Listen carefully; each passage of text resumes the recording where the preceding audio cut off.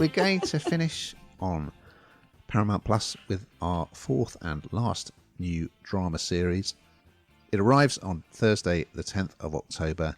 It's called Curfew, and here's a clip. Britain has become the first country in the world to introduce a curfew on all men.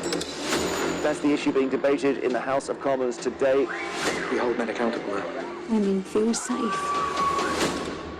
Emergency services, single victim, female, early 30s. That level of violence. Only a man could have done that.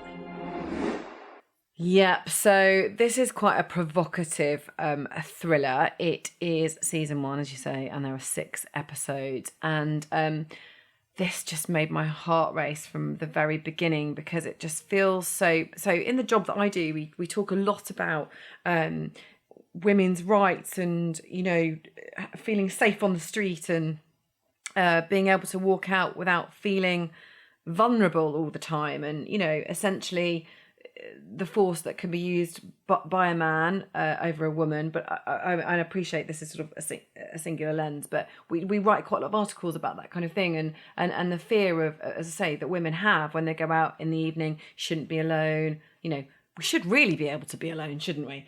But we can't be a lot of the time. You know, it's a very difficult subject area. But this is brought all into one in this Paramount Plus series called Curfew, and it's based on the novel by Jane Cowie, and Sarah Parish plays the part. She's absolutely brilliant at this no-nonsense DI, Pamela Green. And she's called to investigate a woman who's been brutally murdered during the night, and she's been left on the steps of the Women's Safety Centre. Now, this is really pertinent because at this time, they are living in a world where men are on curfew from 7 in the evening until the following morning, and they're tagged. So that, you know, you see at the very beginning of this, of the first episode, this girl going and taunting these men. I mean, it's quite awful to watch. Actually, I found it very, very uncomfortable to watch these men sort of behind glass. You know, they're not allowed to come down. She knows essentially they can't come down and hurt her. But if one of them comes out of their house at that time, that ankle tag goes off. As I say, they are curfewed from 7 p.m. to 7 a.m. It's quite unbelievable, and it's incredibly strict. So within seconds, the police are there and they're taking those men away. And the idea is that it makes the streets safer for women. Now, as you could imagine, and understandably, this is not cool to lock every man up from 7 p.m. to 7 a.m.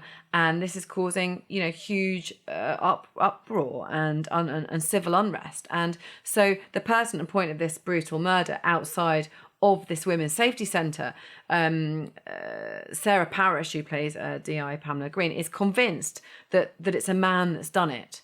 And they're saying it can't be, because all men were locked up. This can't be the case. But she's absolutely determined, and she's got her own...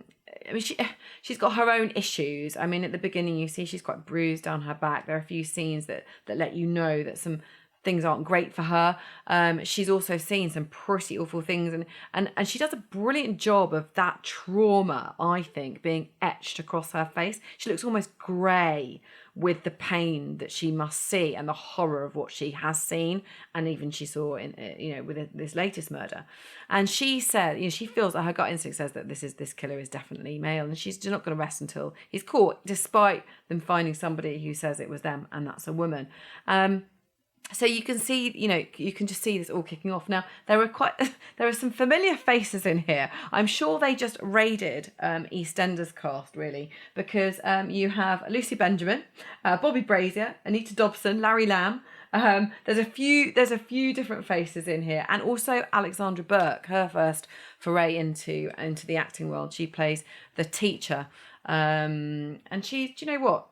I quite liked her in it, actually. She's quite authentic. There's a bit of flip-flopping in this, a bit of toing and froing, but actually, as I say, it's really pacey, and it's sort of knocking on the door of something you think, oh, this couldn't really happen, could it? It couldn't possibly really happen. It's quite scary, and just all the time. Jumpy is the word I'd use. Jumpy. You always feel at any moment that something might just happen. There's a lot of angst in it. The youngsters are upset. There's men in prison. It's just literally kind of on this knife edge, on this precipice. I actually, from what I've seen of the first episode, I'm hooked. I want to watch it all. This feels like a binge watch to me. What about you, Ian? I think it's a great premise because, as we know, violent crime is usually committed by men. But I think they've tried to make it a very realistic present day setting so that you've got Dan Walker on the news, and the curfew has been approved, blah, blah, blah. And you've got Jeremy Vine talking about it on his show. Well, I think it would be better if it was a more sort of typical dystopian type treatment, in that it was, I don't know, in the future or a rather different reality, because it's meant to be so very much like life today apart from the curfew. You just keep thinking, well, they would never introduce a curfew. it would never get through. It doesn't look that convincing. So that opening scene you're talking about, where these girls are riding around in one of those annoying rickshaws with the loud music and the fairy lights, but there's not a soul anywhere else on the streets, which is slightly odd.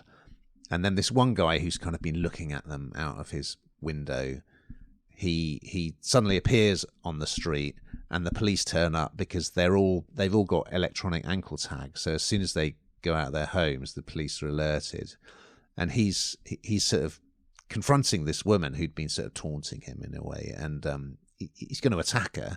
But then he's saying to the police, "What? I was only like just outside my front door." I said, "Well, yeah, but you were assaulting a woman." So I think it's fair enough. I felt kind of like some of the dialogue was a bit clunky, really. A bit expositional. But I love Sarah Parish, and she's always good. And as you see, as you say, she's kind of got that very strained expression in this. So I really like the idea. I don't think it's perfectly realised, but I just think it's interesting enough to check it out. So yeah, I would say have a look.